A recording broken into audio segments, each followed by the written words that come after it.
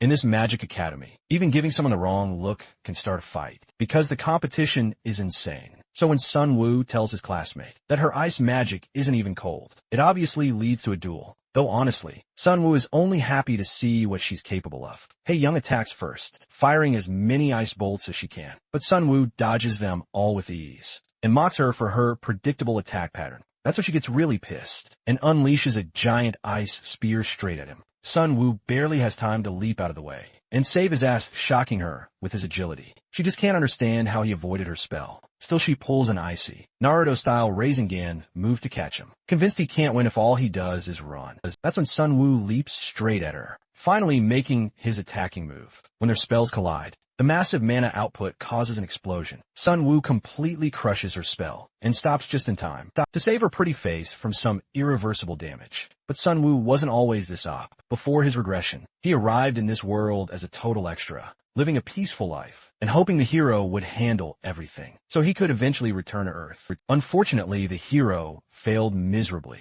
and died in the battle against the final boss. With the death of the hero, the fictional world tears itself apart, burning away to ashes. The system came up with an alarming notification of a complete failure of the main storyline. With this failure, the world is forced to reset. Before Sun Woo could comprehend this message, his reality shatters apart. The next time he wakes up is on a bus as an academy student, when he comes out and sees the Magic Academy before his eyes. Sun Woo realizes that he has regressed 7 years into the past. In other words, bro not only got his ass Ice Guy into the novel, and now he has regressed too. The big question plaguing him is Seijin's death, which shouldn't happen, because even in the original novel, the hero lives and kills the final boss in a ferocious battle. The fact that he died implies a major shift in the story, especially when there's no telling what will happen in the new world. Sun Woo wonders if the world will be destroyed again, forcing another reset, but this time, he's hell-bent on making sure the protagonist lives by playing an active role, all for the sake of creating a new ending.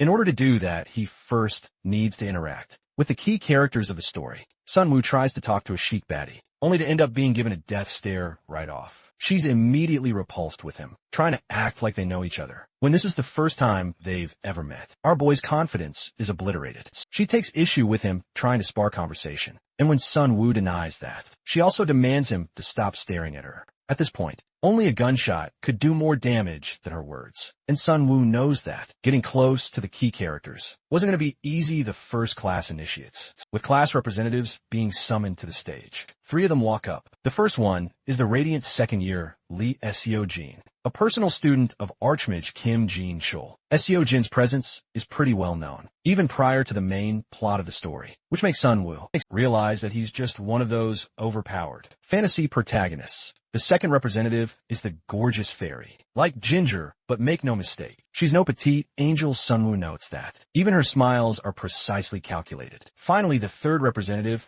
is the rank 1 senior, who hasn't lost his title in 3 years. He's your quintessential nerd guy that happens to be tough in every anime.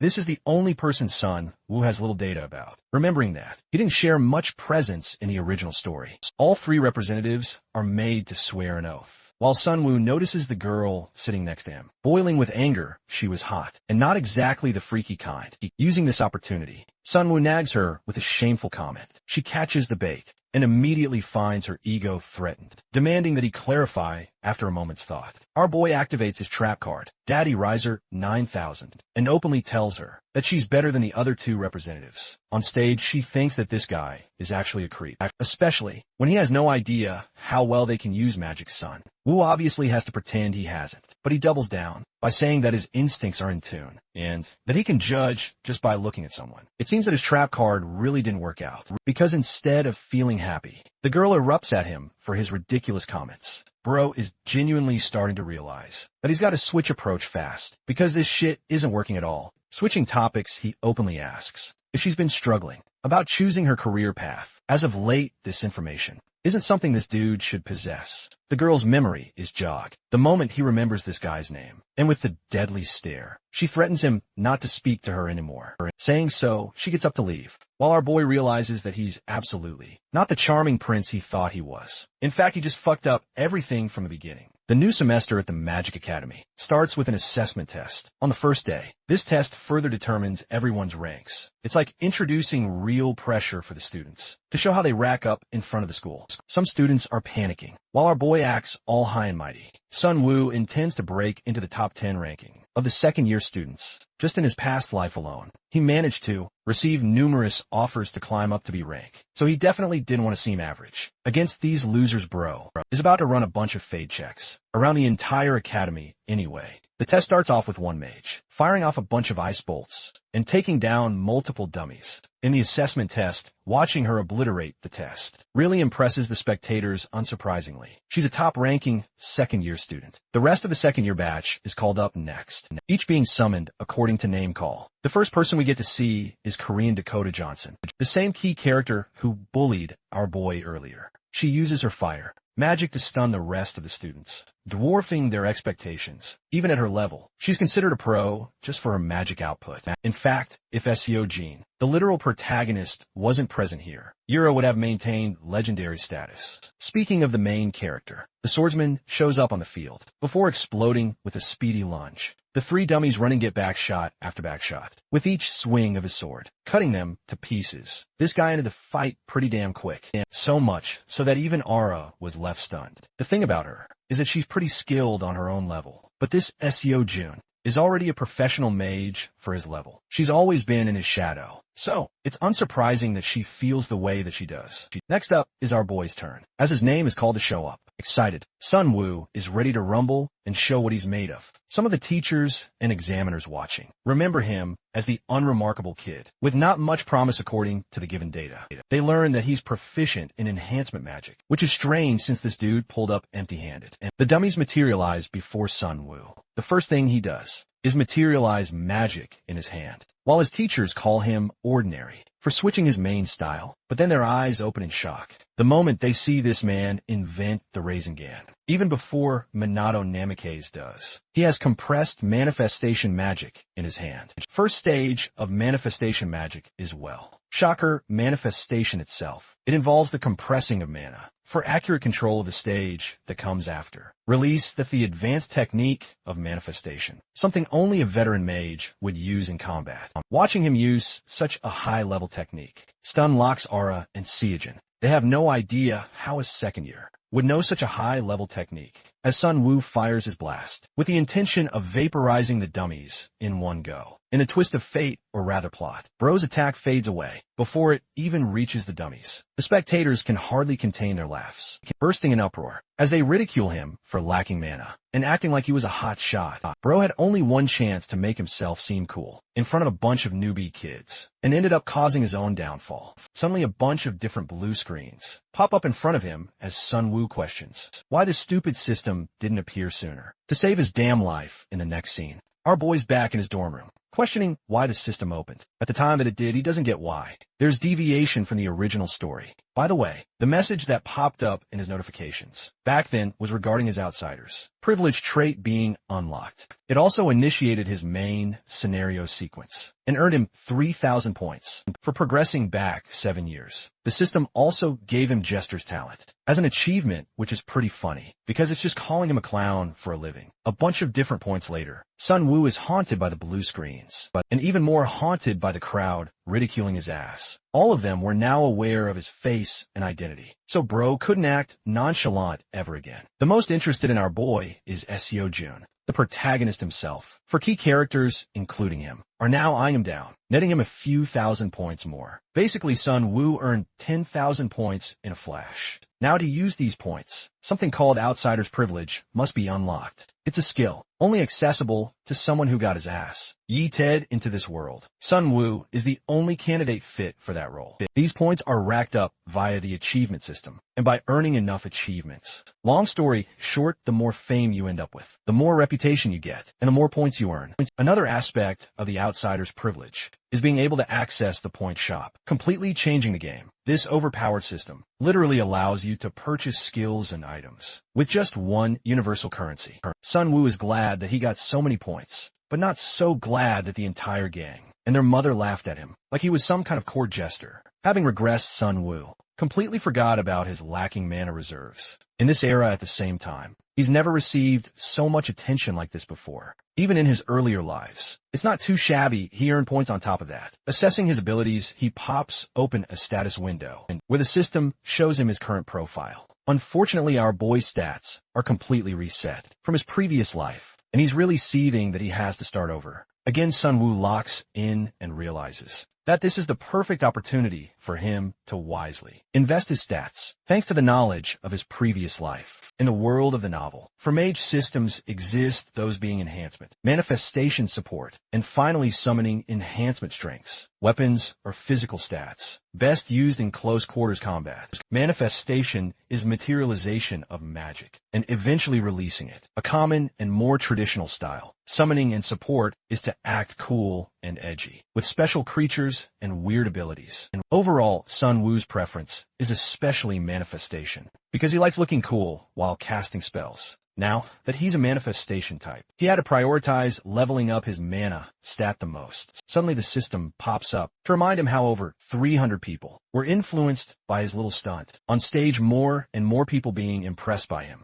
earns him points, which means that acting like a complete goofball on stage isn't so bad after all. So bro thinks he's landed a complete jackpot. By being goofy, the number shoots up to 400, which is a number that trumps the size of the student body. Fearing the worst, Sunwoo checked the broadcast on YouTube and realized that the whole thing was streamed live. Dude is suffering from success, because although he got popular, everyone's making fun of him still. The points are something to be proud of, which make him wonder if he can snag a few more. Becoming a keyboard warrior, Sunwoo starts mashing buttons and thinks that he can make another huge display by purchasing a certain something. The following day, everyone around the academy immediately judges him, wondering if it's the same dude from yesterday. Last night, Sunwoo was trolling everywhere he possibly could, thanks to getting more attention. He scored 5,000 points. Entering his class, he finds everyone seated except him. Sunwoo receives everyone's attention. One blonde hotshot calls him punk, but instead of bullying him, bro calls him funny for entertaining the whole class. And refreshing the mood, they're genuinely curious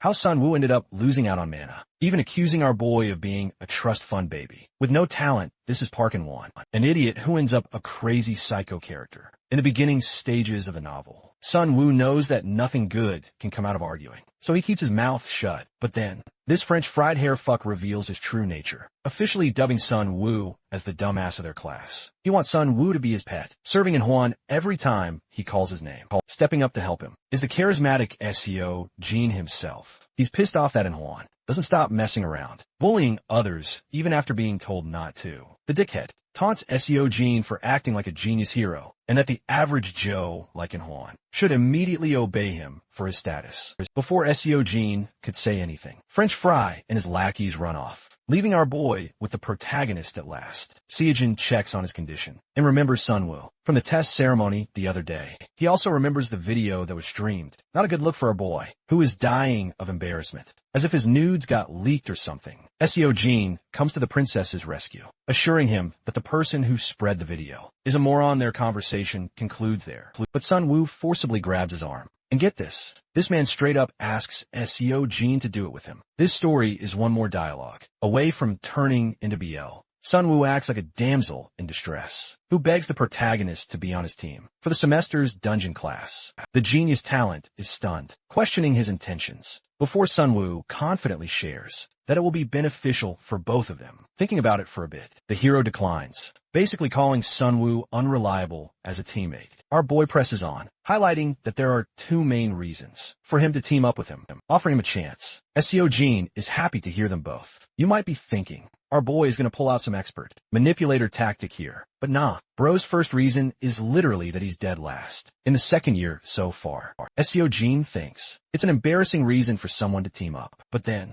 comes Sunwoo's confident reveal of adjustment points for joint tests. If the top first student paired up with the bottommost students, both of them will receive significant amplification in their scores. Now, this is something that baffles SEO Jean. Even then, he believes the risk is way too high. By teaming up with this noob, popping his second reason, Sunwoo reveals that Era has already personally recruited 2 low-ranking students. This means she's playing smart, with her specialty being AoE magic anyway. Anyone can deduce how easy it is going to be for her. Then our boy whips out a third reason. reason. Even though he clearly stated that he had two, Sun Woo points to himself, assuring the protagonist, "Deadass, that his skills are commendable for a bottom ranker." Now it's important to remember that Seo Jun isn't Deku, or some shonen protagonist, with the power of friendship. Bro genuinely laughs it off in Sun Woo's face for making that point, although he does agree to forming the team, with one simple condition, which is simple. Seo Jun is going to be responsible for selecting the rest of their teammates. It's an easy win for our boy, who shakes hands on that condition with the system, remarking how Seo Jin feels even more interested in our boy now. The teacher talks about how there were only two main magic systems in the past instead of four. This grouping eventually collapsed for a single reason, which she quizzes the students on, because our boy is practically smuffing. Sun Woo answers the call and shares how Holcomb, the first mage in the 18th century, changed the course of magic itself. The teacher goes on yapping and yapping, while Sun Woo internalizes how these classes and formulas were going to be exceptionally difficult, even for genius talents like Seo Jin. However, our boy had an easy benefit. The outsider's privilege allowed him quick translation and conversion at will. Bro is a walking cheat code, and his classmates are starting to compare him to Hermione from Harry Potter. Some of them still ridicule him for being dead last, pissing off Sun Woo. Class is concluded and transitions to a lunch session. The students exiting the hall are on their way, when suddenly, Seo Jin grabs our boy for a celebratory lunch. The next thing we see is the two of them walking up to their seats. There's a dude waving his hand, gesturing to them to come over. This person is Shin Young Jin, who is also one of the key characters of the storyline, and coincidentally Seo Jin's bestie. Unfortunately, they ended up splitting up for this exam, because two high rankers won't get many points for teaming up. Sharing a table across from him is Sun Woo, who receives this guy's full attention. Because of the video, Young Jin is baffled how these two ended up getting close to each other. And the moment he learns that our boy has actually teamed up with Seo Jin, his world is rocked. Young Jin thinks it is ridiculous for his best friend to try this hard for first place, when he could easily score first place, even without the point amplification system. However, the protagonist admits that he's wary of Aura's Sigma grind, set to beat his ass for first place. He even shares the situation of her using two low rankers for maximum boost, surprising Young Jin quite a bit. As they're eating together, a certain girl watches them and remembers that one of them is responsible for posting on the Great Sage's Forest. Seon's friend wonders what she's staring at, and she acts chill like it's nothing. However, what boggles her mind is how Sun Woo managed to get close with the genius talent of Seo Jin. In the next scene, we're in the training rooms. Here our boy tests the same manifestation ability, only this time he's conservative with his mana. He forms the Rasengan and then releases it like Boruto. This action is called manipulation to change trajectory. The attack successfully lands on the dummy, and it's not even a secret, as the rest of the students are impressed with his improvements. Sun Woo is really happy with their changed opinion. Before, he got his ass yeeted back 7 years. He hoarded and spent points on stats. Unfortunately, the more you spend on stats, the more it gets expensive to upgrade. That's why he ended up getting hard stuck at a specific rank, much like what happens in video games. This time, however, Sun wanted to switch things up. He wasn't going to dump all his points on stats, and instead aimed to raise them via the process of traits and items. Basically, he wanted to build a strong foundation instead of blindly upgrading. Sun Woo tries to find a specific mana trait that appears in the second part of the novel, but to his shock, he discovers a new passive effect alongside it, one that boosts his magic power up to 15%, according to his environment. After that, he purchased a special item called the Returnee's Wristwatch, which amplifies his health and mana regeneration speed by a whopping 200%. Unfortunately, bro could only obtain it after selling a tier trait called Master Chef, so Gordon Ramsay isn't going to be employing him anytime in the future. But yet traits can even be sold for points. And thanks to this investment, his base level right now is way better than last time. Sun Woo's phone buzzes. He finds it ridiculous to believe that anyone would call him. His eyes widen in shock when he reads what's on his phone screen. Sun Woo has been placed in a group chat between Haeyoung, Ji Hyuk, and Jin Tae. He has no idea about any of them except for Haeyoung. They're all low rankers, but Haeyoung is one of those characters that eventually plays a critical role. Right now, she's a bum with 0 skills, so her role wouldn't be that big. Seo Jin wants everyone to share their special skills so that they can know everything about each other. Hyuk's skill is support and manifestation. Haeyoung specializes in ice manifestation and plays support too. Jin Tae is an enhancement type, but not a strong background in manifestation. Our boy types in his stuff, while Ji Hyuk hilariously insults him for acting like the entire school doesn't know about his manifestation skill. Successfully rage-baited. Sunwoo thinks that it's best to use Seo Jin as the main, while the others would play support for him. In order to hold first place, they needed to do way better than Era's squad, and it does make him curious about the members on our team. We come forth to the training grounds again, where different students are practicing their skills. One examiner critiques a student for focusing too much on manipulation and launching it slower as for Aura. She's out here giving everyone a show with a bursting display of her explosive magic. Everyone thinks she's brilliant, a supreme talent overall. Though she's young, she still requires some level of refinement. For example, her magic power is lacking. Coincidentally, our boy fires a shot at the back and stuns everyone. He had just hit his target. Using the advanced manifestation spell, Sunwoo's improvement is well noted. She has seen Sunwoo's growth up close. How he failed at the process of release at the ceremony. But now he could use as many Rasengan he wanted. With little mana, the fact that he was able to identify his own faults and come up with a solution to his own problems impresses the teacher by evening. The specialty class concluded, with the teacher thanking everyone. The students quickly scatter after the stressful class. They really enjoyed it, despite having to work really hard. Sunwoo is stopped by the teacher as she comes up to him for a talk. She praises him for working really hard and learns that our boy has been training non-stop. Lately, he's also curious about his investment in mana cultivation because she can tell that he focused on that too. Sunwoo realizes that his teacher is sharp and caught on to his lack of mana in the past. He confirms this, but even after his training, the teacher admits that his mana capacity is quite lacking for his skills. The problem is there isn't a cheat code for just accumulating massive amounts of mana, so he needed to work hard. Nothing to worry, as our boy was happy to work that much harder. The teacher gives him a friendship bracelet, but really, it is an item to help with mana breathing and form. Sunwoo is baffled, inquiring if it's really okay for him to accept such a gift so casually. So she assures him not to feel burdened after all. It's a shitty F rank item for practice purposes only. Sunwoo takes it and thanks her for her generosity, while his teacher waves him goodbye. As per the end of the class, our boy is satisfied with his unexpected item grab, when suddenly he finds a certain girl waiting for him. Aura, the same annoying brat, who didn't give him a sliver of attention, is now trying to spark conversation with him. Naturally, our boy pisses her off by reminding her that she didn't want to be around him. Aura avoids the rage bait and learns about his involvement in Seojin's team, which stuns Sunwoo. She actually accuses him of being a dog-shit leech who wants to acquire benefits of the top ranker. However, Era also confesses that she is going to secure first place this time and suggests that he wake up from his delusion now. This dude is just as confused as the rest of us after realizing how fragile this girl's ego really is. By Thursday morning,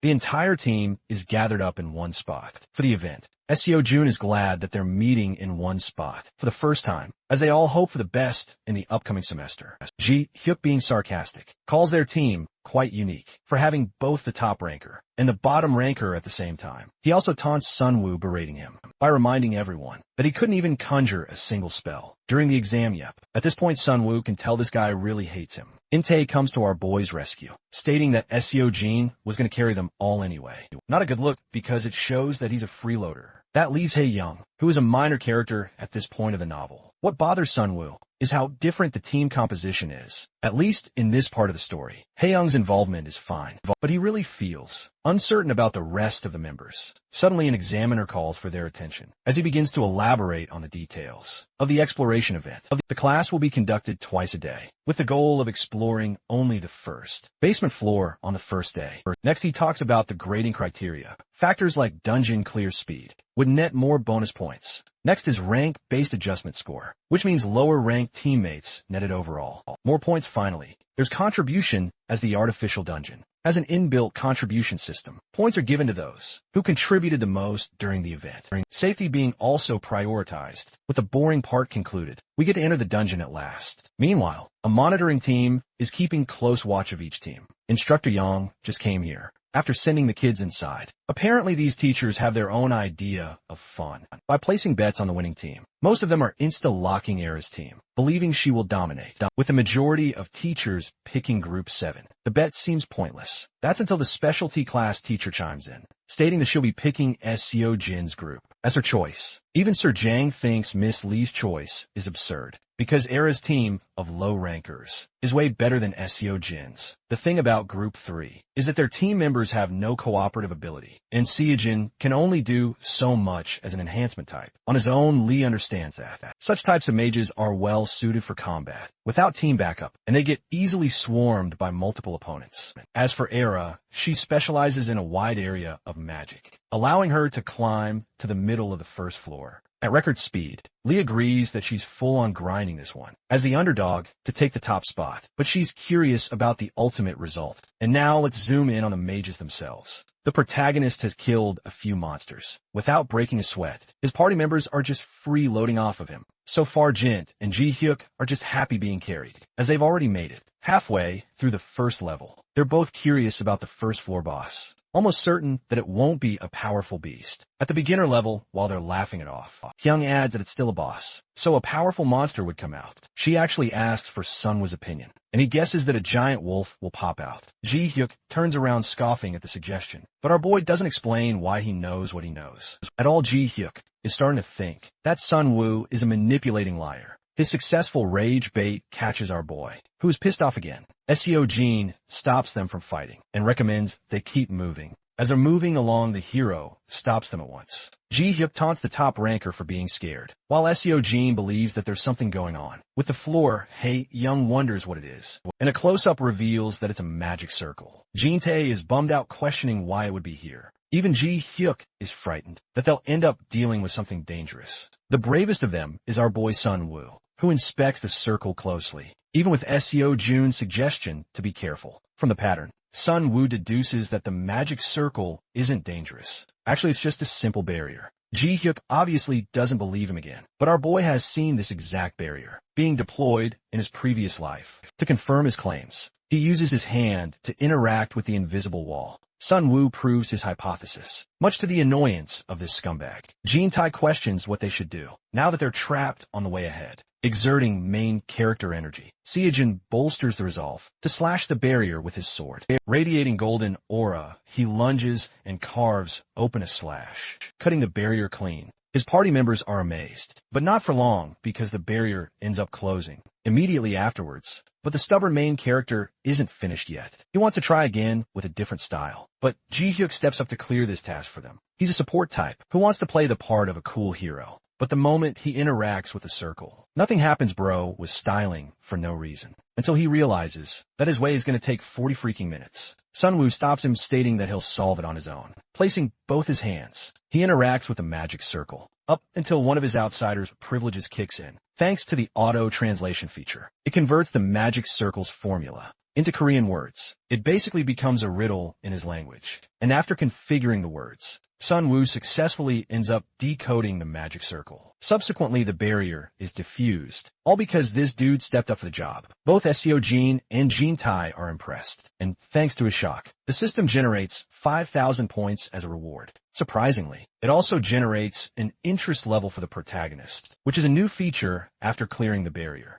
They stumble inside the lair of the boss, which is unsurprisingly the same giant wolf Sunwoo predicted earlier. This ferocious devil is really strong, intimidating the rest of the group members. The boss monster pounces at the group, with Seojin taking position to cut him down. He blitzes the wolf with a trail of golden slashes, severing the creature's body with ease. Bros, even acting like the cool guy after killing the boss, experience zero difficulty doing so. With a boss cleared, they make their way out of the basement floor, concluding the event. The examiner congratulates them on the way out, earning them second place for the first week. Seojin is flabbergasted to hear that they're still second, and learns that Era's team freaking cleared the whole thing. 30 minutes faster, he's fine with her clearance rate, while his teammates treat Era's talent like a monster. She's out here, speed running the floor like it's Minecraft. Regardless of the result, Seojin is really happy with Sunwa's contribution, and thinks he's the only reason they earned top 2. If he hadn't melted the barrier, they would have been way behind. In fact, SEO Jin thinks that he's the one who failed for not being enough, but Hae-young assures him that he's single-handedly carried their asses, seconding her opinion.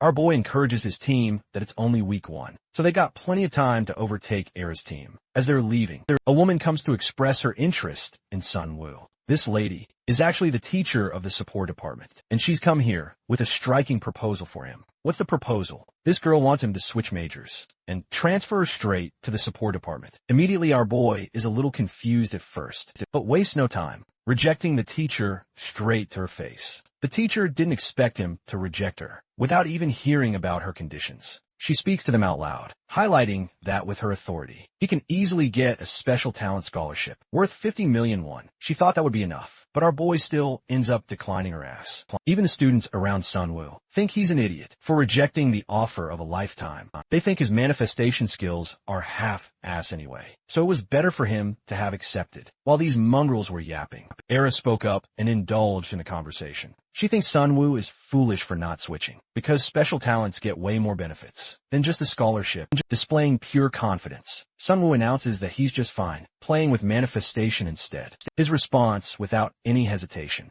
baffles her. In the next scene, we find our way to Cian, who runs into our boy and actually greets him in kind. Hilariously, the girl ends up getting his damn name wrong, so he has to correct her. What surprises Cian is how this dude is busy cleaning up the place. It's not for any material reason. Sunwoo just made this place glitter and shine, just because it was dirty. His kindness really impresses her, and she bids him farewell afterwards. Now here's where it gets interesting. This girl is a two-faced bitch, who actually thinks little of Sunwoo, cleaning up the system, takes note of his impression on her, and nets him 1,000 points. In reality, the snail bride achievement is a reason why Sunwoo was cleaning in the first place. He picks up his bucket and hums his way while leaving, but doesn't know that a certain dude is admiring him. In secret back in class, the teacher talks about the different types of monsters, starting off with humanoid, animaloid flying types, among others. The most dangerous of them all are called the Mage.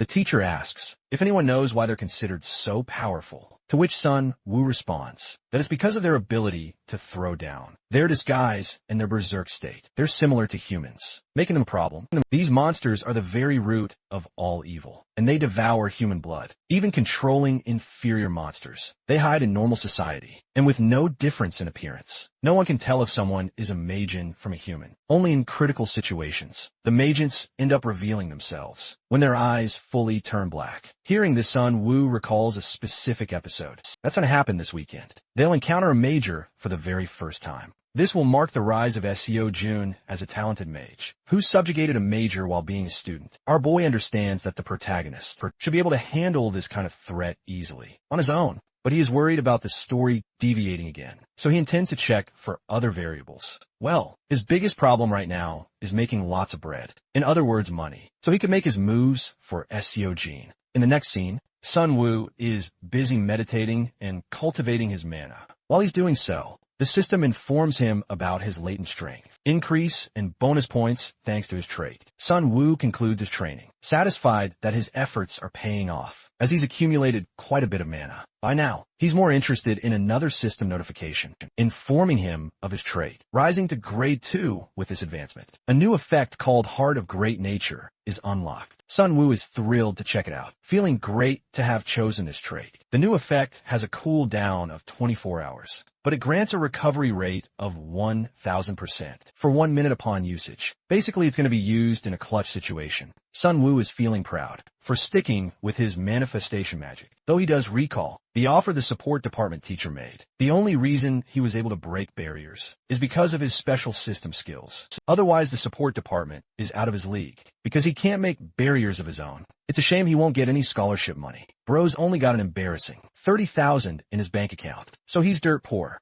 Brainstorming a solution to make immediate money, Sunwoo thinks of different ways. One could explore dungeons, hunt down monsters, and find items. But those are all risky maneuvers. The one feasible option for him is climbing the tower. Sure, he's a student, but he's confident that he can handle lower-level tower floors. Unfortunately, Bro is a minor, so he can't get a license either. Cornered Sunwoo reaches an enlightenment, which will solve his problems. In the next scene, we have a bunch of teachers glazing at a particular student. Our boy has now become the talk of the year. Everyone seems to be tracking his actions, and even saw him clean up earlier that day. They're also impressed with his studious class attitude and active participation. Miss Lee is feeling really proud of her student and taunts the support department teacher for her unsuccessful poaching attempt. In the end, all of them are just happy to see a student genuinely being serious about studying and refreshing to be around. As for Sunwoo, bro is slowly getting ahead of himself, thinking he's a genius, especially after achieving a new achievement from his teachers. Activating the search function, he enters the point store to make a purchase. With a whopping price of 10,000, Sunwoo invests his money on a gacha pull, expecting some glorious reward. Mumbling to himself in the hall, Saturday morning comes around. A tall guy steps up to challenge the tower, while the bouncer stops him for a license check. Whipping out his license, Sunwoo reveals himself as a C-rank mage. With a new identity of Jin Woo Solo, leveling, fans should automatically arise after seeing this. The inspector takes one good look at the license card before shoving it in his database scanner. Here Sunwoo is losing his marbles, knowing that this could blow up in his face. Luckily, the system confirms his identity as part of the records, granting him access initially. Our boy was scared as hell, even though he knew this was a foolproof plan. Remember when he spent those points? He actually bought a new identity from the point shop. He could set any details according to his preferences, and even receive a Mage license on top of it. The thing about Mage licenses is that they're special in this world. They have a unique magic formula, which means faking one is straight up impossible. By the way, bro is also wearing glasses, with a hypnosis effect to change his hair color. So he actually didn't dye it or anything anyway. Sunwoo's in the tower and has to clear it before heading to the Han River. The protagonist is supposed to fight the Major. Around 9:30, the tower welcomes Sunwoo's identity and allows him access up to floor 27. Standing on the magic circle, Sunwoo instructs the tower to transport him. To floor 10, the floor has already been cleared. Unfortunately, so clearing it again will reduce his reward significantly. Sunwoo doesn't really care and enters it anyway, because his real goal is unrelated to the clearance. Rewards portals in this world exist in every tower for easier transportation access. Tons of different types of towers exist, according to variance in monster strength and the difficulty of traps on each level. Following the original side story, the Tower of Trials is supposed to be a place most guilds scarily avoid because of its high difficulty. But thanks to his knowledge of the side story, Sunwoo knows who to target first. His opponent is a three-eyed great wolf, a beast with a menacing aura. The wolf lunges at him to claw him down, but the mage casually shoots his manifestation magic and defeats it one go. The good thing about the monsters in the tower is that they're typically weaker than usual, so hunting them down isn't a problem. The real problem are the traps and high-level magic formulas found on each floor. It's difficult for everyone else, but for Sunwoo, it's the easiest thing imaginable. Thanks to his auto translation skill, bro is using Chat GPT and Google Translate, but for magic with a lot of time to spare. Sunwoo heads to his next destination. Scene cuts to the Han River to SEO Jin's perspective. Young Jin is also here. Both friends are here to catch some air. SEO Jin is tasked to take a picture, to cherish the memories they made today. He snaps a few photos living a chill life. Meanwhile, our boy is hunting down monsters in the tower. Sunwoo's luck shines as he gets a magic crystal shard as an item drop. With this, he can cover his travel expenses. Then he fidgets around to find the trap nearby. Interacting with the wall, Sunwoo finds it and uncovers it, unlocking Barrier Release Specialist. As a new achievement exiting the hall, he enters the hidden floor of the Tower of Trials. This is called the Inner World, and it is special for having a mystery attribute, mana overflowing in the environment. Sunwoo is pleased with his results. This hidden floor is the main reason he came here in the first place. The spirit of the floor addresses him as the challenger of the tower, before commanding him to prove his caliber. The angelic statue releases aura, stunning Sunwoo. Even the Garden of Roses fluffs out as fairies emerge from them. These are called the Fairies of Flowers, and though these Tinkerbell clones are only C rank level, at best they're pretty damn feisty in numbers. These monsters are known for going berserk upon the sight of a human. But not to worry, Sunwoo launches one of them with his magic and understands that his speed will be the deciding factor. For this battle, he's out her, spamming Rossing and beams all over the place, knowing that at least one of them will hit a fairy. While they're scattering away, the mage invokes the magic circle and configures it. The problem is, even if he kills every single fairy in the floor, he still won't clear the stage. Earlier,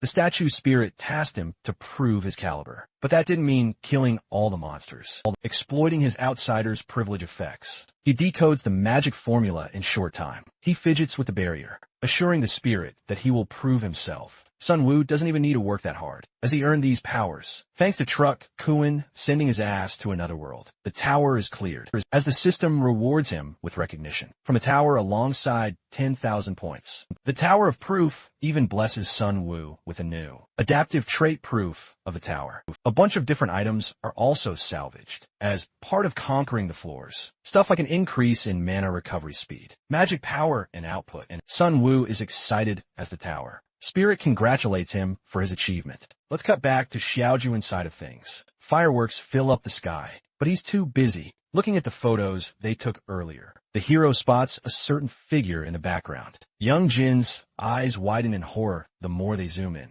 because in reality, this fedora-wearing wannabe magician is actually a Magein with black eyes. That same man is spotted by Sun Wu, who is shocked to see him. Even though SEO Jin's nowhere to be found, the Major is at the verge of going berserk and looms around like a zombie. Time's running short, approaching 9:30, but SEO Jin's nowhere to be found, making our boy wonder if he should be the one to jump in first. But it's a real issue because this is supposed to be part of the main storyline. Interrupting things could seriously mess up plot progression. The Major is acting strange, causing another stranger to approach this guy out of goodwill to check on his condition. I can't be the only one who thinks the Major is mocking everyone. With that chiseled jaw, Sun Wu panics in fear as blood drips down the young man's body. He coughs out red. His own kindness became his undoing as he got brutally stabbed by the Major. Creature throws him around like a rag doll, knocking him down in a trail of blood. Next, this guy goes absolutely crazy and rips out his shirt. Bro has like a gazillion abs. Even his abs have abs. One other poor girl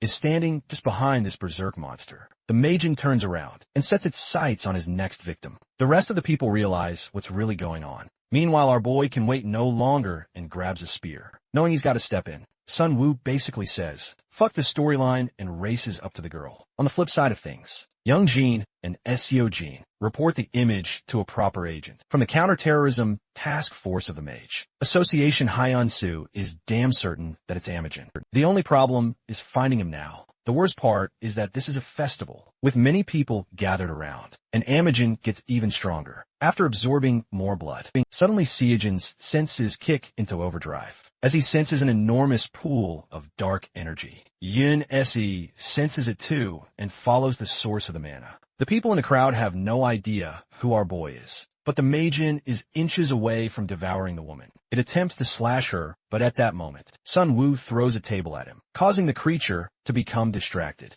This allows the woman to escape just in time, but the Major isn't finished and chases after her. Sun Wu concentrates a manifested technique, already knowing that this Major is going to be a tough B-rank opponent to face. He collects everything in one swing and aims for the Magein's blind spot, its main weakness. The released Rasengan makes its way to Magein's head, dealing enough damage to gain its attention. Sun Wu waits patiently as the monster horrifically turns around, with its half-burnt face surviving the attack. Its regeneration abilities fix up the burnt face quickly, and now Sun Wu is in deep trouble. He was trying to target the brain, but that won't work anymore. Enraged, the Major exerts purple aura and begins to chase after the Mage. Creature jumps our boy, driving Sun Wu into a corner and forcing him to use one last move, activating Heart of Mother Nature technique. He increases his mana recovery speed by 1,000% for 60 seconds. With this guy manifests multiple Rasengans.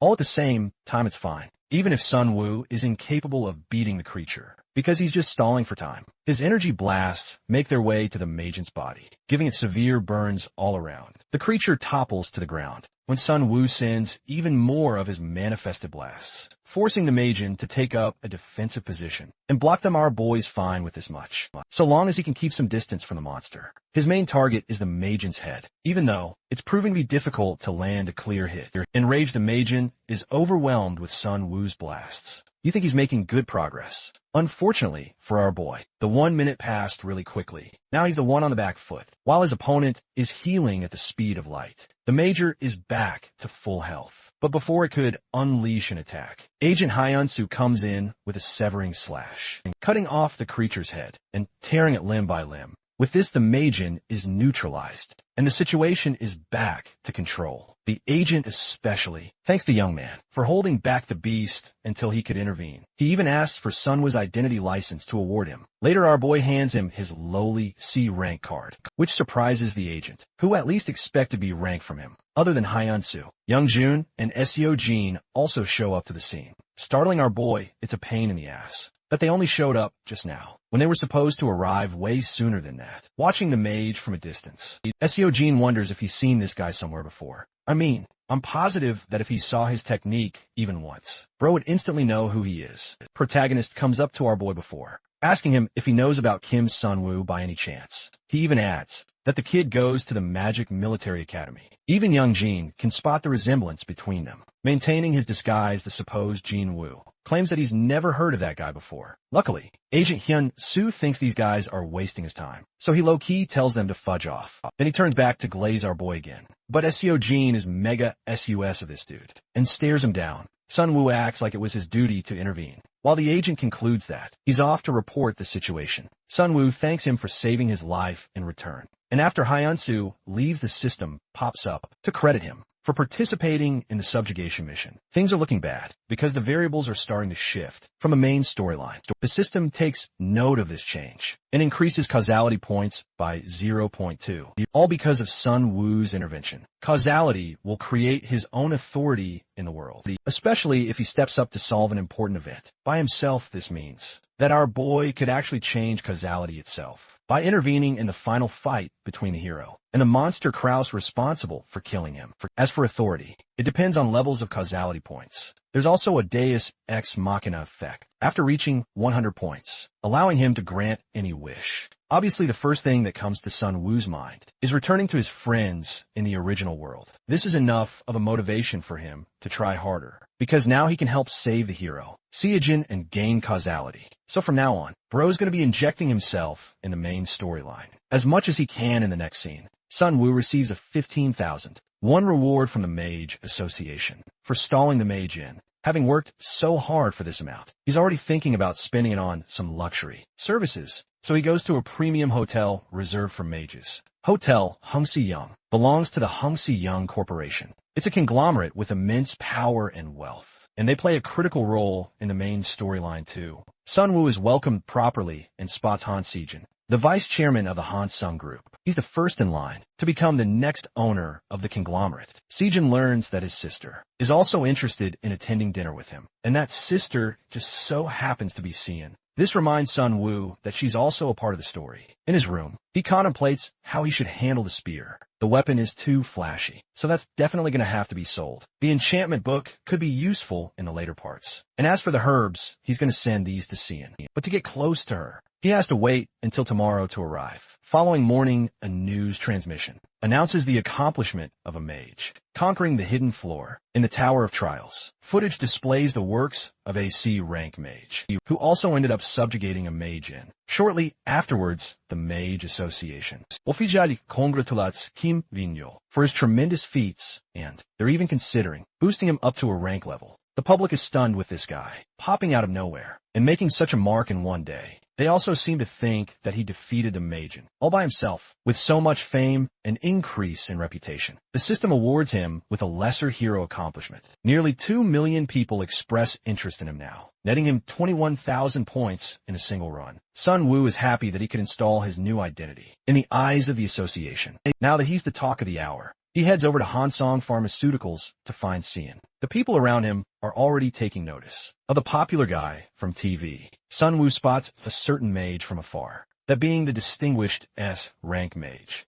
Jiangsu Gi of the Hansong family. It really freaked him out. Why an S-rank mage is just loafing around here. The receptionist spots Jin Woo, and our boy introduces himself properly with the intention of selling some herbs from the tower. He ends up sharing a room with the director, Han Seon-heshuf. She's really happy with the stuff he's brought, sensing the energy of the plants to be potent and rare compared to normal items. She even calls an incredible herb which makes her wonder how this young man managed to figure out its rarity. Sun Wu keeps it simple and expresses that he has a background in studying medicine, when in reality, he just knows about the properties of the divine grass. Herbit allows amplification of other herbs, without any specialty of its own. Processing it properly is difficult at this point in time, which is why he leaves the matter in the hands of the genius. Pharmacist Cian. She doesn't get his point, but she's clearly interested in the herb itself, and asks about his conditions growing up. The number 5 bro openly demands 500 million, freaking one as an advance payment, and even a minor equity stake in the company. Cian finds the offer a little insulting, and thinks that the mage has no idea what he's talking about. Instead of fumbling, the mage reasons that the divine grass could eventually become a commercialized product, and will single-handedly monopolize the industry. Despite his point, the director emphasizes that he can't have equity.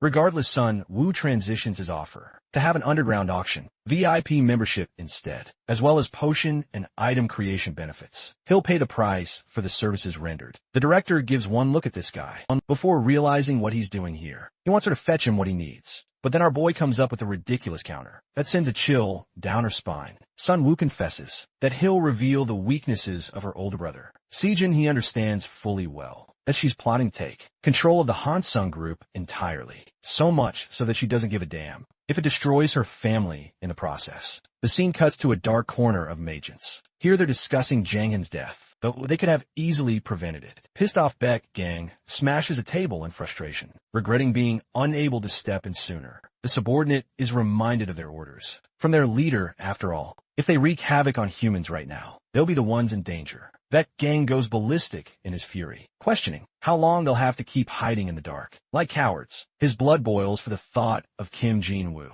and he's hell-bent on slaughtering the mage, responsible for taking his friend down. The other guy thinks it's not a wise strategy if Jin-woo the mage is already making good progress with their client. Bad Gang believes that it's still fine. After all, his client is someone even more ruthless than he is. The two siblings of the Hansiang group meet each other, Sae Jin and Sae Yan, as Beck Gang foretells that one of them is ruthless enough to annihilate their own family, with delight on their way. Sae Jin asks his sister about her day-to-day life. She scoffs, sharing how miserable it is, having drained her a lot. Her brother thinks their pops was too hasty with his decision for handing a ton of shares over to Cian. He even offers her to surrender those shares and let him control the company, so she can eventually become vice chairman in his stead. But this offer is insulting and pisses her off. By the way, Sun Wu ended up snagging her number. He's using 2 different accounts for each of his identities, and thinks that he made the right move by meeting her. Thanks to him selling off all his goods, he didn't have to worry about returning home. The thing about her is that she possesses a brilliant network. Sun Wu knows that. She's definitely going to cross-reference the weakness he shared with her. Speaking of which, Cian texts him, happy to serve him for a month as his errand runner. The system officially recognizes her as one of the characters who trust our boy. He's even going to send the advance payment to him today, much to his delight. Sun Wu texts her back, reminding her to create the potion and the admission ticket, but that's not something Cian can achieve quickly. She's going to contact him once both of those things are handled. With the deal made, our boy realizes that maintaining his secondary identity as Jin-woo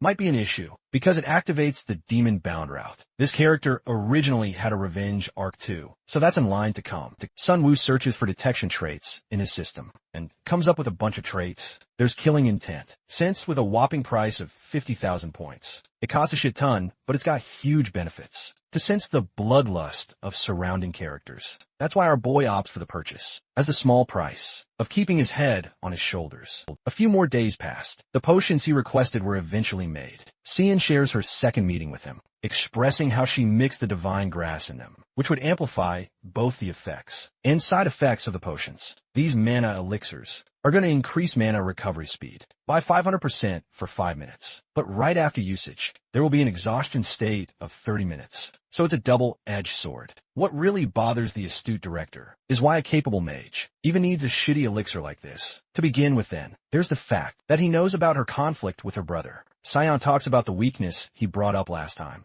and explains how she personally verified it. Through her connections, the results were shocking. She had absolutely no idea that her brother was responsible for the deaths of many. The fact that he's in contact with multiple Magen, or demons, is one other huge problem. But a bigger question is how this guy, the average-looking C-rank mage, able to figure all of that out. Sun Wukong only knows this much because of the novel storyline, where Sion ends up teaming up with demons. Out of personal greed, he's one of the prominent villains in the story because of his transition. But it's not like our boy can say that out loud in front of his sister to reject her easily. Bro asks for a whopping 5% equity in her company. It kills Sion's mood, because this is his way of rejecting her outright. As for his arena ticket, Sion's prepared her, but it can't be transferred easily. Instead, he's going to have to come with her, which is also the reason she's dressed up in a certain way. The director is curious about his goals, while Sun Wu simply reasons that he's intending on using his money. A moment of silence ensues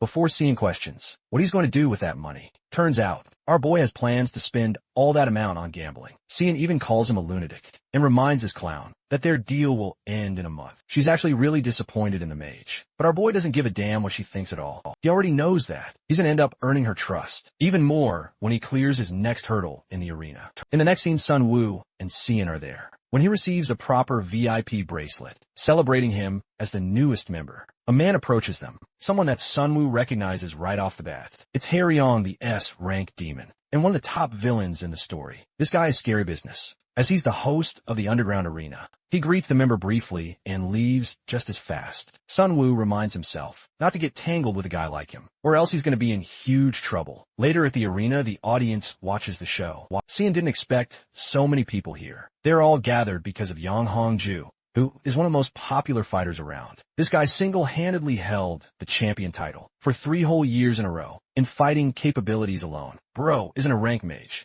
Sion thinks that if that is the case, then everyone would bet on him. Sun Wu confirms the fact and adds that in order to make actual money, they're going to have to introduce another trick. Sion is baffled and watches him go up to make a bet. This fucker places 530 million on the freaking line on Hongju's opponent. Even the staff member is dazed, while Sion thinks this idiot is going crazy. The big lurking question is, who is going to be Hongju's opponent? That person is none other than a rookie, a guy who is going to be debuting for the first time ever. The staff member goes up to inform his boss about the absurd betting amount placed on Hongju's opponent. Harry Young learns that this guy is the same rabbit mask dude who is freshly registered. At the same time, he thinks really highly of the kid and wonders if Sun Wu is just another rich kid with weird taste, by the way. The two mages are also chilling in the nearby area. Bayat Gang is ticked off when he discovers that the mage showed up for the event with Sion. This guy is dying to get a chance to kill the mage, declaring that he'll settle the score and exact justice for his friend. In the arena, Hongju's previous opponent has just surrendered. The people in the audience are bad-mouthing this guy for losing them their precious money. Then again, this kind of response is expected in the eyes of Sion, as this is an underground match. The event organizers would never let someone be killed in combat, which is why the matches are often canceled early on. Next up is Hongju's opponent, who has put 530 million on the line. This person will be the rookie Liang, the person who will cause today's upset. Sun Wu can see that everyone aside from him bet on Hongju. In fact, they're already mocking the dude who spent over 500 million on a rookie. Our boy is playing the long game, knowing that he's going to win 6 times the money if he gets this prediction right. Hongju steps up to the battlefield. His opponent, Baki Hama, is also stepping forth. Sean is seriously shocked that they're pinning a fight between two fighters of such a weight class difference. Not even our boy anticipated how skinny Liang would be. In reality, he came here for a bunch of reasons. Aside from earning money, there's a villain group called John operating in the arena with a certain level of significance in the story. Lying is a character who ends up joining the group, so Sun Wu wanted to see him fight personally first. Of course, bros, genuinely starting to feel nervous about his own bet, even after knowing the results of the novel. Ling Yang is someone who is destined never to lose a single match. In the arena, his opponent, Hongju, makes fun of the guy's level and thinks that it's a waste of his time. He closes in to finish the fight quickly, but his thunderous charge is casually avoided by the short King Still. Hongju follows up with a powerful gut punch, knocking the wind out of the kid and sending him beaming into the nearest wall. Liang is instantly put down, much to the enjoyment of the crowd. Hilariously, Sun Wu is starting to think he made a colossal blunder by betting on this guy on different fronts. Bet Gang is on his way to the arena, though he would love to raid the location. Harry On is there governing the event. Messing with him is not a smart idea. He asks about the end time of the event and learns that it's 10:30, which means he's happy to wait until the event finishes. Up back to the fight. Liang is getting his ass beat left and right. Hongju shows him no mercy and whips a powerful punch that sends shockwaves. This guy isn't letting him get up. Bro is juggling him like he's in Tekken. Liang is sent to the ground. His body is full of bruises, and he's in barely any condition to fight anymore. Hongju's name is celebrated by all of his supporters, while Sun Wu fears the worst future imaginable. He can't believe that this dude actually won this match. And then it happens. A spike pierces the champion's chest as Hongju desperately looks at his opponent. Liang is battered and bruised, but unfinished. Hongju tries to lean on the offensive again to seize his victory, but the game's already over for him. Liang prepares more spikes and scatters them. Covered with dark energy, all four of them manage their way to Hongju's upper body, nuking him with a barrage of hits. The champion hits the ground with severe bleeding. 5 spikes resting in his chest and abdomen. Complete and utter silence follows. The crowd is speechless. Cian can't even process what happened just now. Denying reality, they call his opponent a coward, while Sun Wu thinks it's time for them to leave. Now that the match is over, Cian catches up to him, while Harrion thinks something is suspicious. Behind the scenes timing of things is suspicious, and he knows full well that Liang only won, because the champion let his guard down. Even then, he can tell that the man, who blindly placed a bet on Liang, had some intention behind it beforehand. So he asks Chief Zhang to investigate everything about Kim Jin-woo's identity. On their way back, Saiyan is genuinely lost. She doesn't know who this guy is, or how he knew in advance that Liang guaranteed his victory. Keeping it chill, our boy tells her that it's just a silly hunch. Another way of rejecting her outright. Sun Wu has hit the jackpot with today's bet, and now his account balance has jumped all the way to 3 billion won. Remember when this same dude barely had 30,000? Crazy how fast that switched around. Thanks to his achievement, Cian has regained respect and trust towards him, displaying curiosity over his identity. Thanks to her interest level, he gained 7,000 points. All those points he lost on killing intent. Detection traits are now slowly coming back. Just when Sun Wu felt safe and happy, he sensed an unsettling feeling. A strong kill intent is hovering nearby them. It's baffling because in the original story, there was a demon seeking revenge for Zhang Han. Han Se-yeon notices him and wonders what's up with him. He turns to her and asks for a favor. Meanwhile, in a car, Red sits and observes his movements and tells the driver to stop the car, since he will kill him here. He steps out and doesn't see Han Se-yeon. He can't help but wonder if Kim Jin-woo really killed Jang Han, since his energy is weak and his body looks untrained. It's hard to believe our boy is carrying a vial and drinks the entire thing. Inside it, as he drops it, he whispers to Red to face him. Liquid wasn't any ordinary liquid, but an amplified mana elixir. Our boy knew this entire time, that Red had been targeting him. Red feels a sudden change in his energy, though not to a threatening level. Still, he's impressed instantly. Red takes out his arrows and unleashes an attack on the boy, but swiftly our boy throws a ball of energy, dodging the attack. Red isn't too worried since he has 2 more attacks, and he throws them right away at our boy. Making him panic, a loud bang occurs, and Han Se-yeon notices while driving that it has begun. A while ago, our boy had noticed that they were being followed. Han Se-yeon wonders who it could be. While our boy takes out the vial containing the elixir, he affirms that the company after him is a competing company similar to the Hanseon Group, so he leads the one following them to a place with no public around, because he needs to deal with him under any circumstances.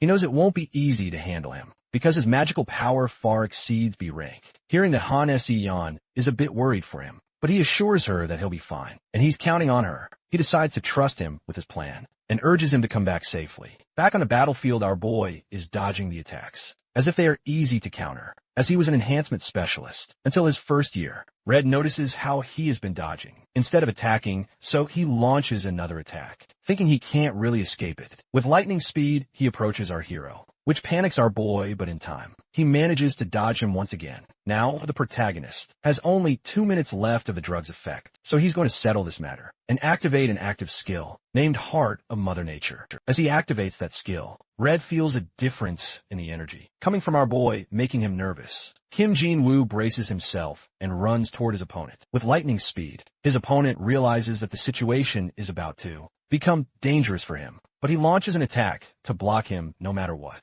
It surprises Red, that our boy has dodged all his attacks and reached him. He takes his staff and is ready to dodge the attack, but our boy hits him with his lightning ball, right in the heart. The protagonist realizes that he can create an opening, so he keeps pushing him like that, and his opponent is miserably losing the fight. Then our boy realizes that he can really aim for his brain like that, so he suddenly gets near his opponent and holds him by the neck. Choking him life is about to give our boy some lemons, since the duration has ended, and he's about to fall into mana exhaustion. For the next 30 minutes, our boy realizes that he is now cooked. His opponent grabs his staff again and is about to stab him to death, with an evil smile on his face. Suddenly, someone from the back slices him into 2 pieces, like a banana peel. Our protagonist sighs as he's saved now. It was young Sugi, an S-rank mage, also known as the Sword of the Hansong family, who saved his life. It turns out to be true. That gang had to die by the hands of the demon. Our boy is delighted to see young Sugi, who is the powerhouse, ranked among the best in the original work. He managed to take down Bet Gang with a single strike. Despite him being in a rank, young Sugi is furious over how a man even dared to lift a finger on the youngest daughter of the Hansung family. Han Si-yeon comes running toward the protagonist, worried about him and wondering if he is alright. As she is supporting him and walking, he politely says that he's alright and that he doesn't need any support. He realizes that buying time until he could resort to help ended up saving his life. She smiles, saying her life is on the line. So naturally, she had to bring the strongest person available to her. The system notifies him that Bayak Gang has passed away, and that a small change has been detected in the story, increasing the causality by 0.6, earning the trust of Han Si-yeon. Seeing all the notifications pop up, our boy feels relieved getting all those rewards. Then young Sugi questions Han Si-yeon if he should report this situation to the chairman, because a Mage attack isn't a matter to sleep on. Our boy thinks to himself that if someone gets to know that the Hansung group was attacked by a Mage, it will become the cause of creating massive chaos. He realizes that he doesn't need to blow up an event that is different from the original plot. The two of them realize that if this thing gets known, things could easily become complicated and annoying. So Han Si-yeon asks to keep this matter between them, and his uncle Jong Sugi agrees. 3 days later, as our boy is scrolling through the phone, he lies on the bed. In return for protecting Han Si-yeon during the incident, which ended up being fatal for Bet Gang, she offered to get him any information that he needed. So he made use of the situation, and he asked for the timeline for the commercialization of the divine herb potion. The news on the phone informs him about Han Si-yeon, who developed a potion accelerating medicinal effects, and the company's insights are expected to skyrocket stock prices. Our boy had already spent his entire savings buying Hansung pharmaceutical stocks for the moment he is seeing today. Just in 1 more minute, the stocks rise through the roof. The protagonist is stunned at the growth, because before his regression, he couldn't even afford to buy a decent home, even after grinding dungeons his entire life. Never realized money making was this easy, but still it feels bitter to him. Suddenly his phone notifies him, and it's a text from Han Si-yeon, asking him for lunch tomorrow, since she has a gift for him, which surprises him the next day. He reaches her early, because of his habit of being early. He informs her about the profit he made from the pharmaceutical stock that went up in price. She wonders how much he made, assuming it would be around 50 million. But to her surprise, he ended up making 3 billion in just 1 day. She gets nervous and tells him to consider it a token of her appreciation, and he thanks her. Then he wonders what the gift she mentioned earlier was, and she informs him that she found out the identity of the Mage who attacked him last time, and his name was Bayak Gang. Further, she tells him that he was a notorious hitman when he would be disguised as a human. Upon investigating further, she discovered that there was someone who was frequently dealing with Bet Gang. It was no one other than her own older brother, Han Si-yeon. She knew beforehand that her brother was dealing with Majins, but she didn't think that Bet Gang would be one of them. Despite finding this interesting, our boy still doesn't think that information is important enough to call a gift. She admits that he is very calculating, even after they ended up saving each other's lives. She then pulls out the gift, which is a gesture, showing him that she looks forward to working with him. She asked to meet today because she's going to be busy for a little while, making him wonder if something is happening. She explains that after she found out what her brother has been doing, it's no longer a secret who has been behind the attack. She cannot live owing a debt, whether it was out of gratitude or a grudge. After this, she gets up and leaves, while our boy thinks that it is her misunderstanding, that her brother is behind Bet Gang, but still he is a villain, and he will eventually become a pain in the butt for her anyway. Using her to catch Han's agent is an appealing idea for him. Suddenly she calls for him, hoping that the gift she got him which she picked out herself. Suits him while he thanks her and opens the box. He finds a bracelet with mana infused in it, and a bright smile comes on his face. A notification pops up, telling him Har-Yong feels curious towards him, and he ends up acquiring 1,500 points. As a reward, on the other hand, Har-Yong sits in his office. While looking at some reports, a man named Cheon, he comes and then greets him. Har-Yong wonders if he came regarding the 10 demonic assembly, and he affirms it, but before that, Cheon, he has a question he wishes to ask. The incident a few days ago, where his friend Jang Han and Baek Gang were killed, coincidentally involved in both incidents, is a human mage, and according to Baek Gang's report, that mage visited the Colosseum a while ago. The question Cheyenne he has is, if Har-Yong knows who Kim Jin-woo is. Har-Yong looks at his report, then at the picture of the protagonist. The moment he recognizes him, he realizes that this is the VIP who has been betting on Rang Rang. Shin-hee asks Har-Yong to provide information on the protagonist, promising that if he does, he will sprinkle his blood on the graves of Har-Yong's dead friends. But Har-Yong finds the request vulgar, and his aura suddenly rises, as he warns Chien-hai to be prepared for the consequences if he even thinks of laying a finger on his customer. Cheon, he immediately begins apologizing, assuring him that he won't touch the protagonist, and begging for forgiveness. Har-Yong tells him to simply deliver the message sent by the 10 demonic assembly. Sweating Cheon, he explains that a prophecy has descended from the holy relic, the altar of the prophet. In the year when the child, destined for demon destruction, turns 18, they will awaken their power, and the king of Mage will soon meet his end at their hands. Har-Yong knows the king will surely do something troublesome. Once again he asks if there is anything more, and Cheon, he adds that according to the altar, the prophesied child who turns 18 this year lives in the Magic Military Academy. Meanwhile, at the Magic Military Academy, our protagonist decides to stop acting as Kim Jin-woo. For the moment, he can't stop thinking about Har-Yong. He's curious, but now is definitely not the right time to get involved with him. He leaves the scroll floating in the air and reminds himself that there are more important matters to handle. He opens the scroll, which is basically a spell book. After reading it, he recalls that midterm exams are about to begin. Students must demonstrate their skills before many officials, making it an important event. It is tied to Lee Seo-jun's growth, which makes it even more significant. The child of prophecy, a future comrade of Lee, and someone born with the power of demon destruction,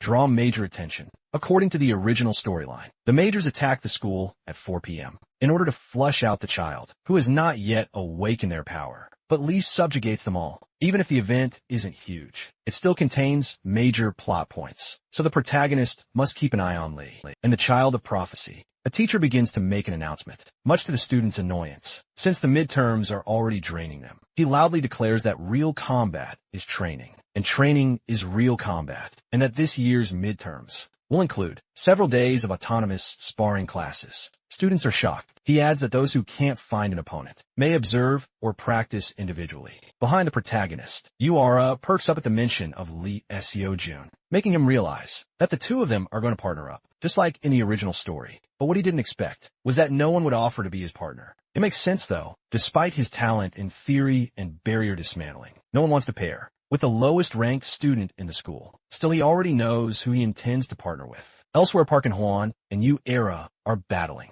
She taunts him, insisting that with her abilities, first place should belong to her instead of him. He puts her in her place, telling her not to get ahead of herself, because he hasn't even warmed up yet, and then he unleashes an attack. Inside the school, Yin Hae-young watches the two top-ranking students. Locked in a fierce fight, she looks away, knowing it will only make her feel more pathetic. No one wants to partner with her either, because she ranks 82nd overall. She may be sharp in theory, but she is still weak in practice. The protagonist feels bad for her. Her body can't keep up with her mind, and overall she's a kind person. She tries practicing alone with a training dummy, but even her harshest attacks don't affect it. Frustrated, she grows angrier because no matter how hard she tries, nothing ever works out. The protagonist approaches and tells her that her manifestation form is poor. She turns to him as he adds that the ice she's throwing isn't even cold, and her accuracy is terrible, proof that her fundamentals are weak. He knows he's responsible for this. In the original story, she would already have risen to 6th place in her grade thanks to advice from Lee. during the last dungeon exploration. But because he interfered, she lost that opportunity and hit a stagnant stage. He walks up to her and says that she's missing something, and if she partners with him, he'll make sure she can at least pull her own weight, even though he's trying to help. She accuses him of lacking skill himself and claiming he's only trying to lower her self-esteem. So she'll listen to him, but he turns around, telling her she's just angry because she can't accept the truth about her abilities. Furious, she says she used to think he was a decent person during the dungeon exploration, but not anymore, realizing he was too harsh. He starts to apologize, but she takes it as an insult to her pride and challenges him to a match so she can witness the great skills of the school's worst student. This actually makes him happy. At least she's reacting. He happily tells her to bring it on, and she immediately begins to throw ice shards at him. Our boy braces himself and starts dodging them. She realizes that the moment he got serious, his entire manifestation intensity completely changed. He yells at her, asking what the motive is behind these attacks, and tells her that her attack pattern is too simple. Because ice attribute, manifestors are supposed to shine in utility. She angrily taunts him, asking if he wants to see a different pattern, and begins gathering her mana into an attack that throws him off. He still manages to dodge it. She is left disturbed, thinking that there is no way he should be able to pull that off, no matter how much training and practice he had. Yet suddenly he could do all of that now. He sits on a block of ice, while thinking that drawing out someone's ability requires giving them the right push, and taunting her was the right choice. She angrily charges toward him, shouting at him and asking how he expects to win if he is only going to dodge all the attacks. Instead of fighting her, he jumps off the block of ice, while saying that inexperienced manifestation-type mages all have one thing in common. Once you're getting close, they're easy to shut down. He gets very close to her and attacks. She feels the intensity of the mana, but right before it hits her, he stops. Then he admits that it was a good sparring session. Miserably, she sinks to her knees, knowing that she lost the battle and that she might actually have to learn magic from him, but he assures her that she simply doesn't know how to bring out her talent yet, and he will help her with that if she is willing to work with him. She looks at him nervously, unable to believe it, but she shakes his hand and says that she's going to trust him to teach her. His system notifies him that the character, Yunhei Young, is taking interest in him and that he has gained her favorability. Later on, he informs her that she will be doing a tribute adaptation training. He hands her a cube and tells her that all magic begins with adapting to its element, which means understanding the attribute that determines her ability to manifest magic. He explains that without knowing the basics, all her practice will be useless, and her skills will remain stagnant. She admits that she knows what a tribute adaptation training is. She has never heard of doing it while being submerged entirely in ice. He tries to motivate her by saying that feeling the attribute with her body is the fastest and easiest method, and she needs to start adapting already. In a dark building, Shion, he wonders whether they are all present. Several people kneel before him, reporting that they have gathered the demons, as ordered to operate around the Magic Academy.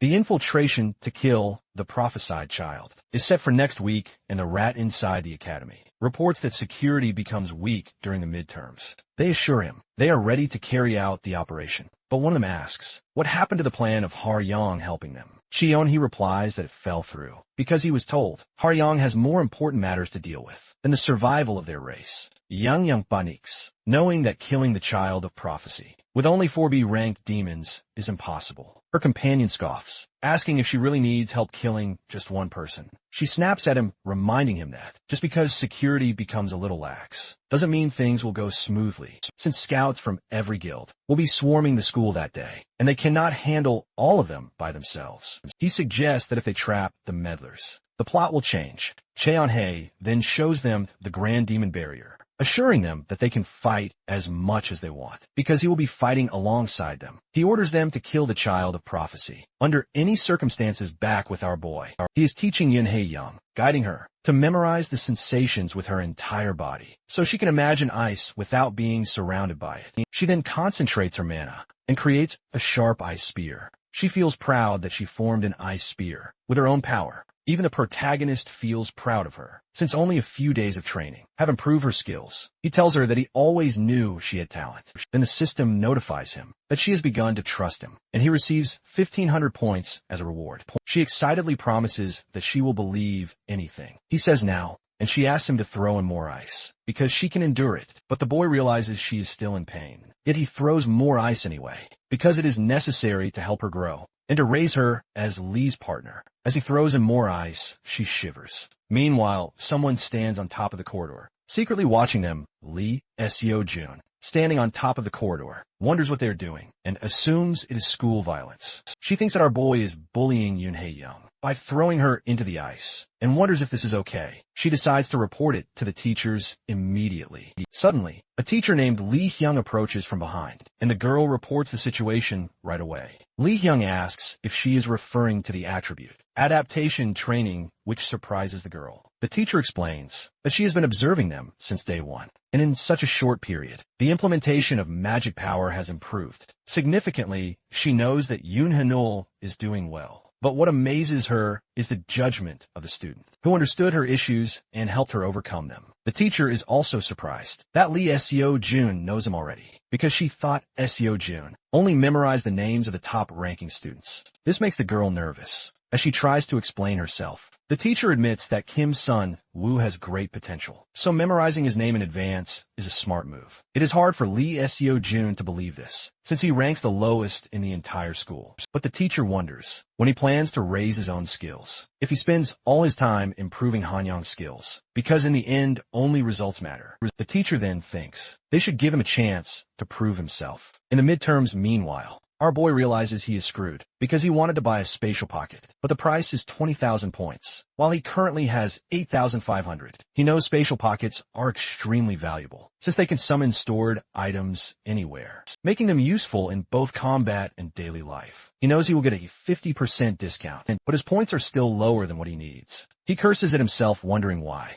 the discount happened when he is completely broke on points. Somehow he must gather 11,500 points in 5 days, with a guaranteed method to earn points. His phone buzzes. It is a notification from teacher Lee Hee-young, asking him to come to the staff room before class. The next day, Park and-hwan and Kim Sun-woo are in the staff room. Lee Hee-young informs them that the three of them have been selected for the second year Manifestation Special Class. She urges them to think of it as an advanced class for high potential students. Regardless of grades, our boy thinks that Lee Seo-jun was in the Enhancement Special Class, and if he joins this class, there's a good chance he can get closer to her. Suddenly, Park and-hwan opposes the idea of our boy joining the special class, making the protagonist wonder what his problem is. Park and-hwan looks down on him, saying that he is 5th ranked in the grade, and grouping him with the school's worst student is unfair. He begs Yura to say something in his defense, but she arrogantly says she won't, because he needs to mind his own business, which shocks him. He convinces himself that this is exactly why she has no friends. The teacher then turns to our boy and asks for his thoughts on Park and-hwan's objection.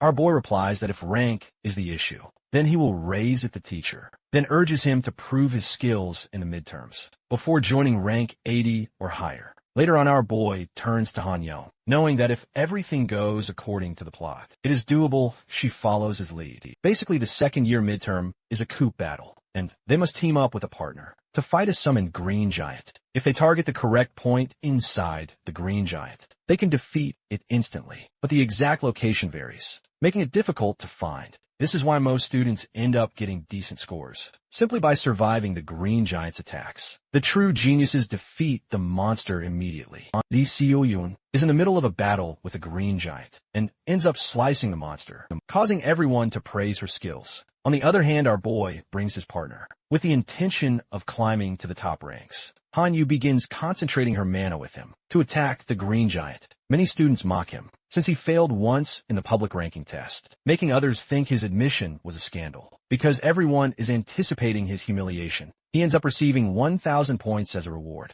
As he faces the green giant, he activates his outsider's perk. He knows he won't be the clown this time, and instantly attacks one of the giants, at its weak point, killing it instantly. The second giant charges at him in rage, and he thinks that this will end much more easily than he expected. As the giant is about to punch him, our boy spots Cheon, making him wonder what he is doing there, and he ends up missing his shot. Everyone begins to shame him, though they still acknowledge that it is a good performance. For the school's last place student, he starts to sweat, wondering what the mastermind behind the recent incidents is doing here. He realizes the demons were supposed to invade at 4 p.m. After the exam, he becomes completely lost in his thoughts as the giant prepares to strike him. But his partner saves him by freezing the giant's arm. She runs toward him to snap him out of it. As she holds him, he raises his palm and attacks the giant, killing the second one as well. Everyone is left speechless, as no one expected the school's worst student to win. The entire place fills with cheers for him. He suddenly gains a massive amount of points, and his system floods with notifications. His partner is delighted and hugs him, since everyone is praising her manifestation skills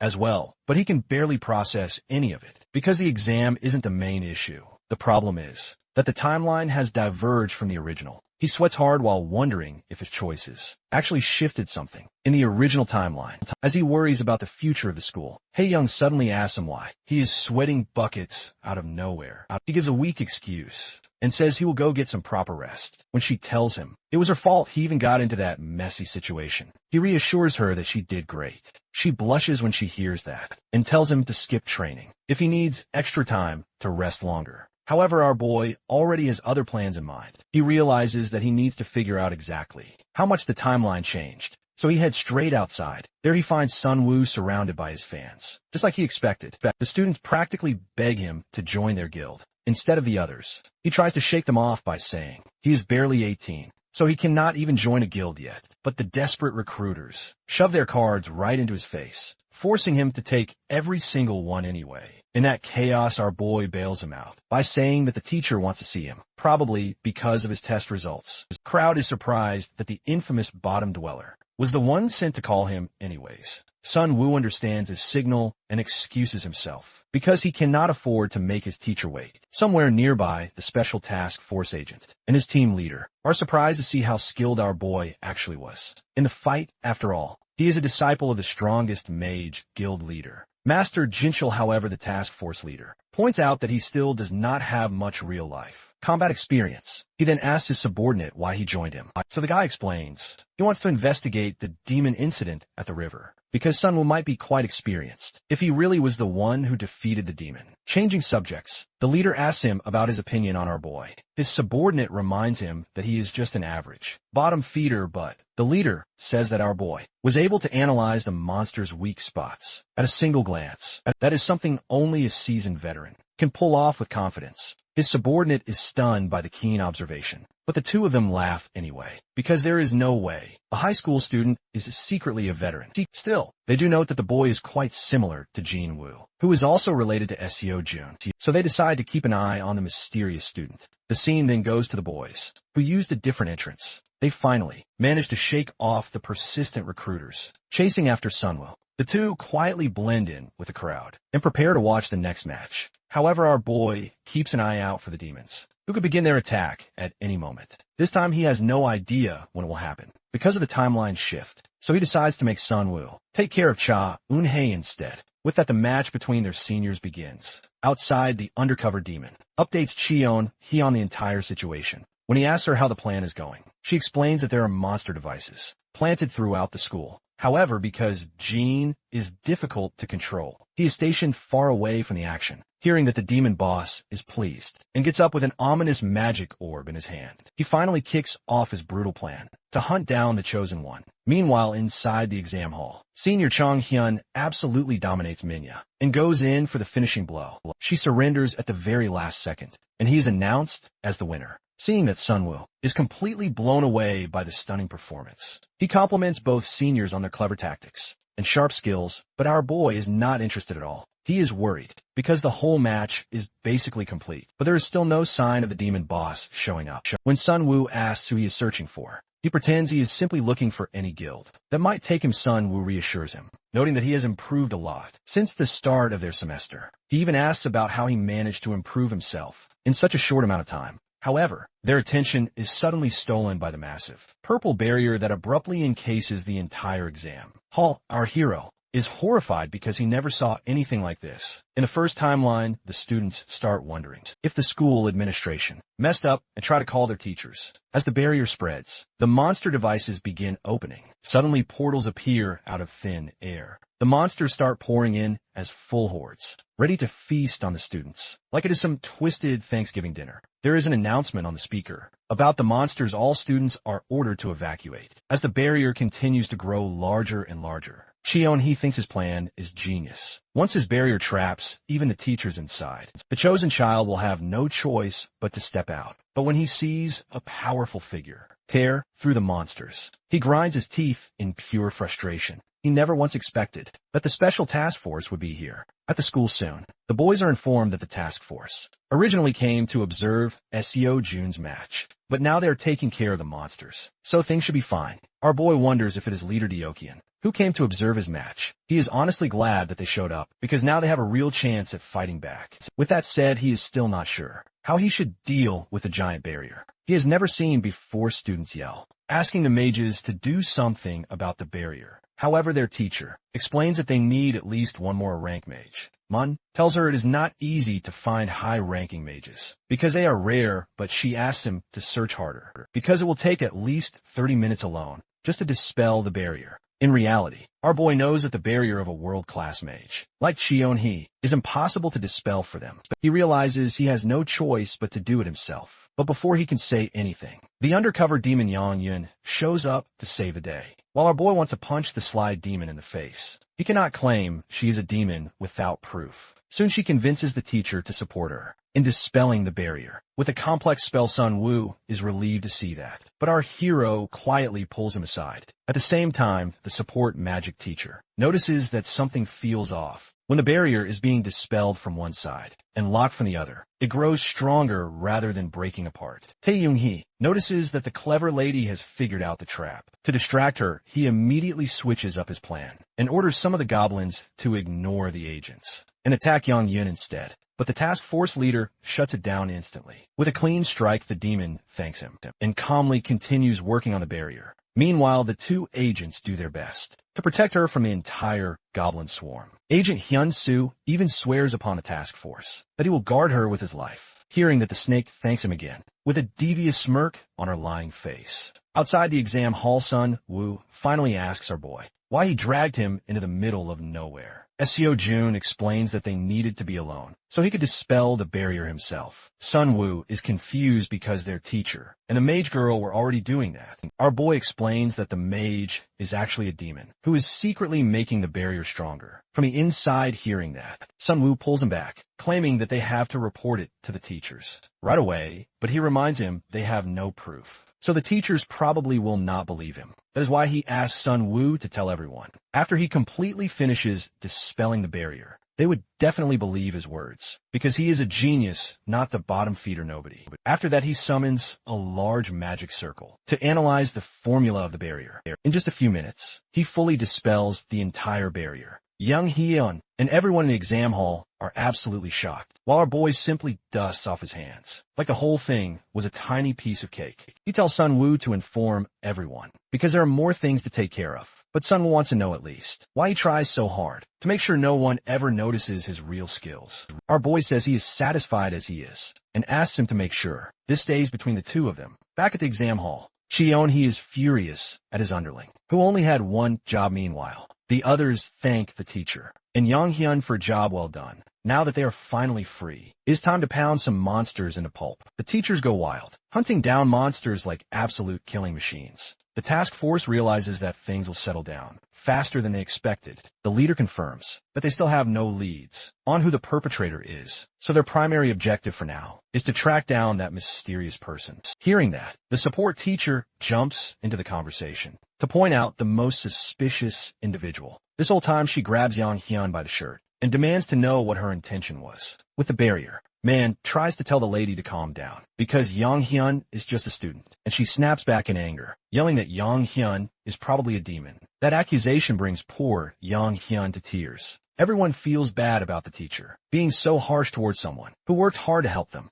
Agent Hyun-soo asks for permission to take action, but his leader tells him to wait just a little longer. The undercover demon then mocks the teacher. She claims she failed to break the barrier because she could not sync with her trash tier skill level. At that moment, our boy steps into Sir Justice. He asks the teacher if the barrier got stronger. Every single time she tried to dispel it, everyone is surprised to see him, and his teacher cannot believe he knows exactly what was happening. The whole time, our boy explains that he discovered the barrier had a major flaw. To stay undercover, he lies and says he just happened to know the formula behind it. Once the students hear that, their suspicion returns to the sly snake. They start checking if a rank mage named Yang Hyun exists in the first place. Stuck between a rock and a hard place, Yang Hyun becomes clueless about what to do. However, Chion, he already has another plan in mind. Seeing him reveal himself, the task force leader immediately clocks him as the perpetrator. But before the agents reach him, the demon boss vanishes into thin air. The two get serious on learning that they are dealing with a ranked demon at the same time. Sanwoo no teaches Young Hyun, using the last ace she has left. Suddenly demons begin popping up in the crowd. The snake becomes bigger, ready to kill as many humans as she possibly can. Before going down, however, her biggest mistake is picking the wrong target. Sun Woo draws his sword in a flash and neatly slices the demon's neck without hesitation. Soon the special forces agents and the teachers subdue the other demons, hiding throughout the crowd. Sun Woo then thanks the special forces leader Deokyeon, who he actually met around a year ago. The leader thanks him for his service and says they will discuss his reward for slaying the demon later as the man walks away. Sun Woo feels a little guilty receiving that reward because deep down, he knows the one who actually saved the entire day was our boy outside. Seo Jun is chasing after someone. He panics hard when he turns around because there was an explosion at the place where he senses the chosen one nearby. Hae-young's friend barely manages to save her from the psycho demon. He is disappointed by how completely pathetic her power is compared to her famous reputation. He even wonders if it is because of the terrified girl clinging to her and dragging her down. Hyung is shocked and has no idea what she should do in this nightmare situation. Even then, she assures Era she will still back her up, but her friend tells her to run away. There is nothing she can do to help against the mad demon after that. Jean effortlessly pushes straight through the flames. Between them, the creep chokes her. Excited to taste her blood, filled with high-quality mana. As she blacks out, Hae-young shoots a weak attack at him. She yells for him to let her go, because she is the one he should be fighting. The crazy bastard laughs at her sad attempt to save her friend. He shoots a laser beam at her to finish her off for good, but against every expectation, she counters with a powerful attack, fueled by the power of friendship. He stands there speechless as his entire arm gets lopped clean off. What makes him panic, however, is that the wound refuses to heal. Hae-young wonders what her sudden power even is, because it feels nothing like her usual ice magic. At that moment, Jean grins widely. Her power to slay demons means he has found the legendary child of prophecy. He is excited that he will be the one to personally kill her, but voice tells him that will not be happening anytime soon. Our boy shows up just in time to save her and declares that he is the one who will do the killing.